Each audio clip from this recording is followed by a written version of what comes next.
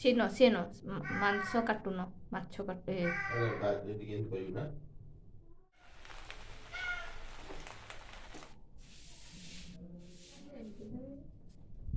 ତମେ ଠିଆ ହେଇକି ଏଠି ମୋବାଇଲକୁ ଦେଖ, ମୁଁ ଟିକେ କାଟିଦେବି, ତାପରେ ତମେ ଆସିବ ତ କମ୍ପ୍ଲିଟ୍ କରିବ।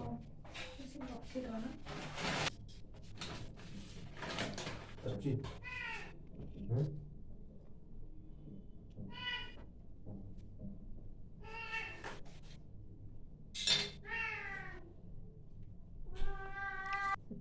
କୋଉଟା ପୁରା କଟା ହେଇଯିବ? ଫାଳେ ଏ ଉପର ପତ୍ର ଗୁଡାକ କଣ କରିବି? କାଢି ଦିଅ, ପଛରେ ମୁଁ କରିବି। ଗାଈ ଖାଇବ? ନାଇଁ, ଗାଈକି ଦେଲେ ଚଳିବ, ନହେଲେ ଆମର କରାହବ। ତମେ କାଢ, ଫାଳ କରିବ। ସିଏ ନ ମାଂସ କାଟୁନ, ମାଛ କାଟେ।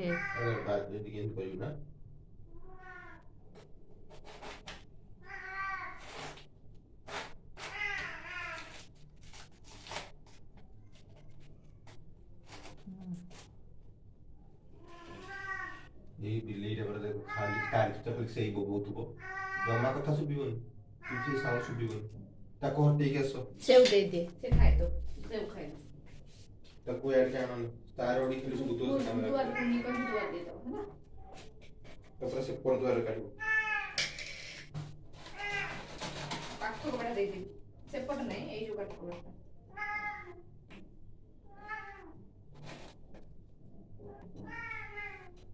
ତାର ଖାଇବେ ତ, ଏଇଟା ଦେଇଦେବି।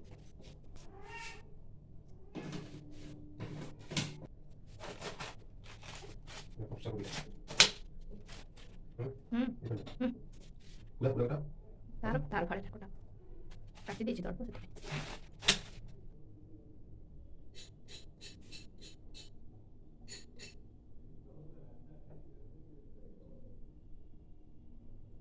ବାସ୍ ତମେ ଖଣ୍ଡ କରିଦିଅ, ମୁଁ କାଟି ଦେଇକି ପଳେଇ ଆସିବି।